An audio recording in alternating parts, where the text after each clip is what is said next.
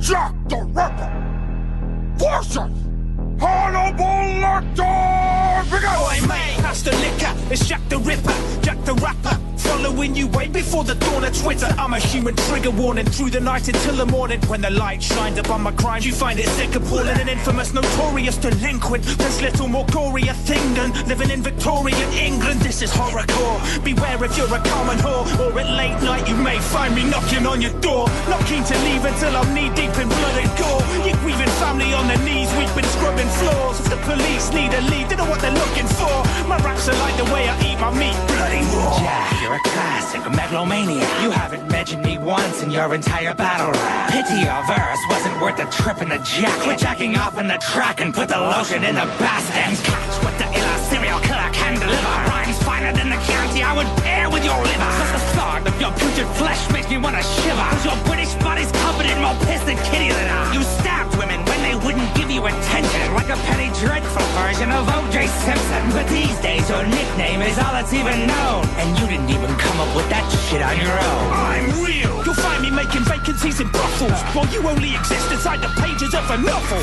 You were kept for ages in the hovel, contained within a cage behind a locked door. Well, I never got caught. So who's the superior serial killer, Dr. Lecter? I'm still wanted. You're forgotten. People these days are watching Dexter, so God protect you from the hell I've spread upon us. I'm terrorizing London. Fuck the 7-7 bombers. No, Jack, you are doing fine before your ham-fisted attempt at a terrorist line. How typical of Jack the Ripper to chase a headline. Pick Ray Liotta's brain, ask him how I get mine. I'm the boom from the violence, a licensed psychiatrist, 2 times in highest society to the sound of violin. Don't get me wrong, I'd roast both your balls and my hibachi, but for a serial killer, you're as tasteless as a bowl of kashi. You prey on a prostitute and play with her body. I don't mind that you're naughty, Jack, I hate that you're sloppy. Barney, take me back to solitary confinement, cause this dirty little lamb has just been silenced. Hold on! Who's there? You decide!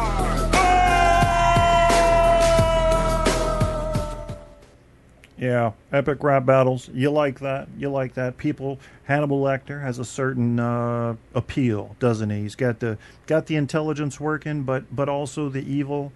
We needed that. We needed that kind of monster, because who did we have before that? Now, let me tell you guys. Tell me in the chat room, what's the scariest single movie you've ever seen? And it's okay if it's a part of a series, but I'm talking about a single movie. For me, and I'm not trying to influence your decision, it was Halloween, the first one. And the reason that movie was so scary to me is because it was scary as shit, but also possible.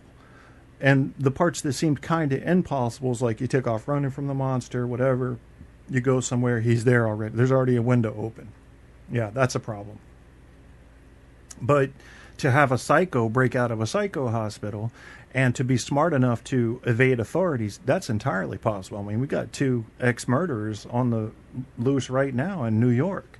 So, but then to have a personal vendetta where he's not just a serial killer, he's looking for specific, I mean, I guess that is a serial killer, but it's a very, it's a very microscopic view, not a macroscopic kind of thing, like he's killing everybody with the name Jay.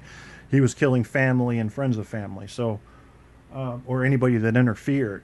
So yeah, Mike Myers was a scary motherfucker to me, absolutely. But that was when I was a kid. Now I think I could whoop his ass, to be honest with you, even crippled and shit. I know stuff I could do. And I'm just saying, if a guy doesn't have eyes and his lower jaw's ripped off, I mean, he's got to be rendered relatively ineffectual, and that's what I would do. I'd leave his dick. I'm not mean. I mean, I'd leave his dick in case he ever got laid again. I see why you'd rip a guy's dick off. That's mean. But, you know, yeah, so that's what they be doing. So what's going on in the chat room? KK, don't turn into Alan Wayne. What is this with me and Alan Wayne? I'm not trying to be Alan Wayne, man. Alan Wayne he believes he's a professional. I'll explain Alan Wayne, and I'll explain the differences. He believes he's a professional terrestrial radio DJ, and I guess he has that kind of skill. I don't know. I don't really know what they're looking for in the terrestrial world. Terrestrial radio is dying a pretty fast death. But I know what they're looking for in the podcasting world.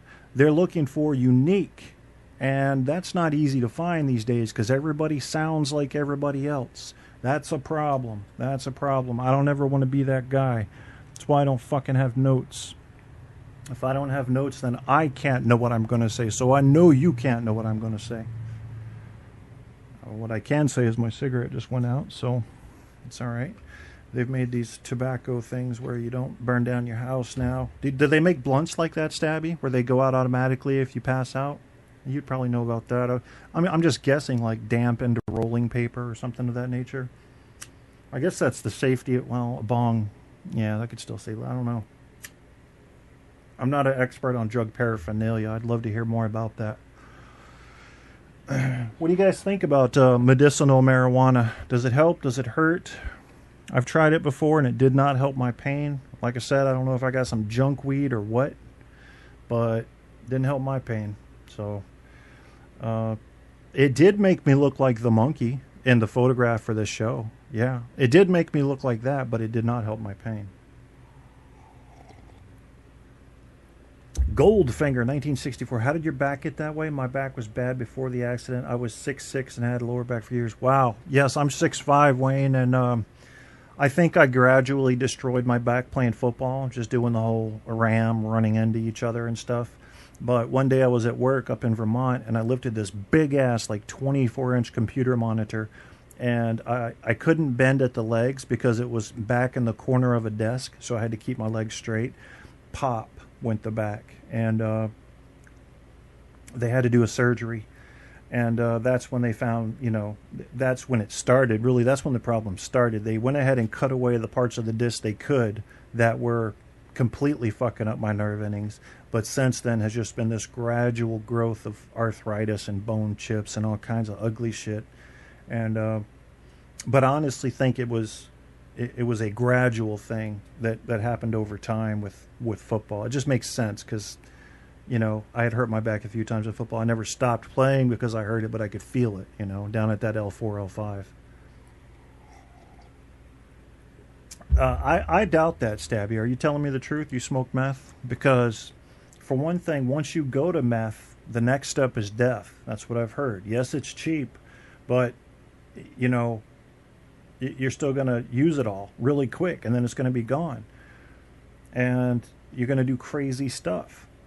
Why would you do that, Stabby? I mean, why wouldn't you take a drug that didn't make you go crazy, but did give you some pleasure? Lifting a refrigerator, that'll get you. And people say, well, if you lift with your legs, that won't happen. That's bullshit, too, because...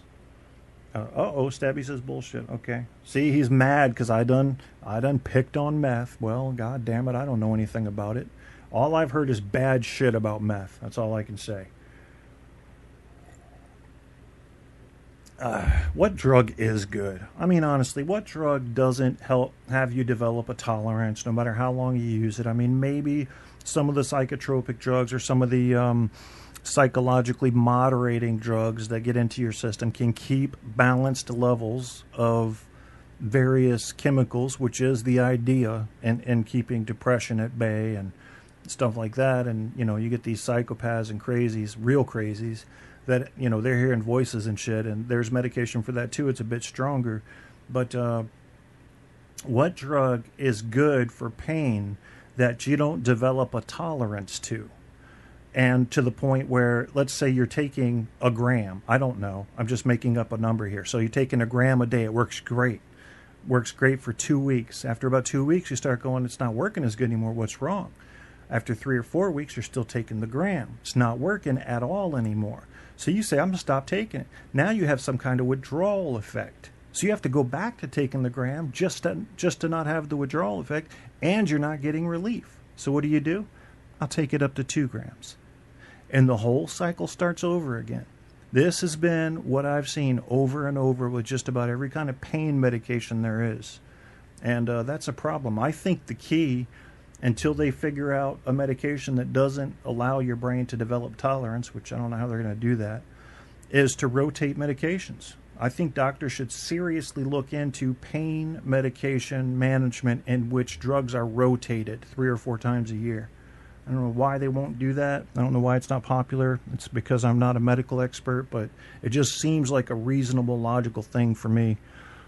If you can trick the brain and the receptors, you know, I know there's MU, blah, blah, blah receptors, and if you can use different receptors and get the other ones back off of not knowing the tolerance, I don't know.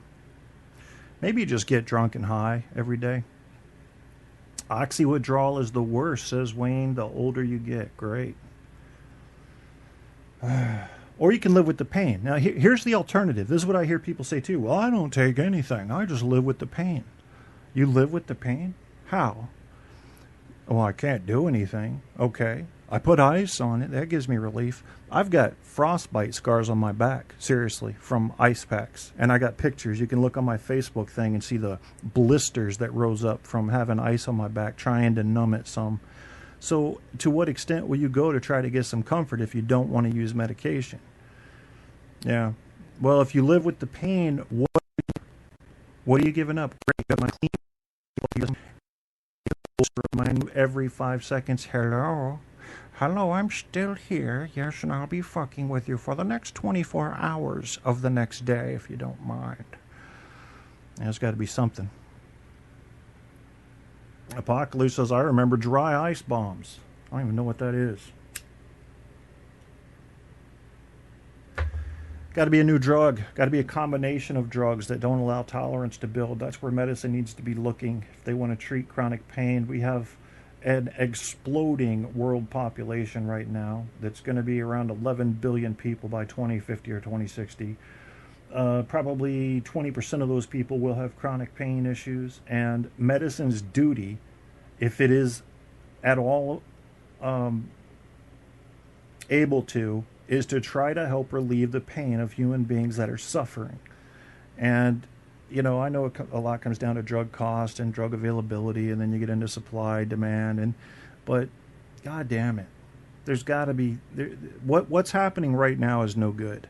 What's happening right now is that people have to go to the black market to find relief, and then everything that follows that, the crime, the victims, the overdoses, the purity and the ability to check the validity of a chemical to make sure it's what someone says it is. This is when you get into that crocodile shit, whatever it is people are doing, that their parts of their body are falling off.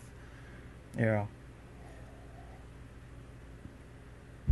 A dry ice bomb is a simple bomb-like improvised explosive device. While the simplicity of the ease of construction, high bursting pressure sound make this dry ice activity appealing for recreational purposes, it can be unpredictable and dangerous and has led to many injuries, and dry ice bombs are illegal in many jurisdictions. How did we get from meth to dry ice bombs? I don't know. Wayne says, it became too hard to keep getting my meds, so I stopped. Well, you know what happened there, Wayne? I can tell you before I even know your story. The DEA crackdown started limiting production of these things, trying to get control of the drug problem in America. And when they did that, they forgot about the people in America who had been diagnosed by medical professionals, MDs, with chronic real pain. Not fake made up shit. I'm talking about shit that can be shown on an x-ray. And who cares? At least we got a lot of people to stop taking medications. Oh, you're suffering now? Well, that's too bad. That's a casualty of the war. That's a casualty of the war on drugs. Sorry, buddy. You're going to hurt cancer patients, people needing bone marrow transplants. Yeah, DEA told pharmacists they can only dispense so many pills a day. And they deny that. They're denying it right now. Stabby says, meth led me down many interesting roads. And I'll bet some of those roads led deep into the hood, though, because you will go down there to get some shit. I think a pretty good movie. I think it was, it might have been slightly over-dramatized, but you guys know the one I'm thinking of that talks about drugs and what happens when people get into drugs. What the hell was that movie? It was right around 1999, 2000 it came out. I know Stabby's going to know this one. I can't think of the name of it. The theme song to this movie is on YouTube. You can use it for all your videos. It's like commonly used, way overused. I can't remember the name of the movie, but it's a good one. Yeah, so we're either going to have to figure out a new kind of drug, a new kind of treatments. I don't care if they get it. I mean, right now for people that have severe depression, No, not Fear and Loathing in Las Vegas. I thought that was mostly alcohol.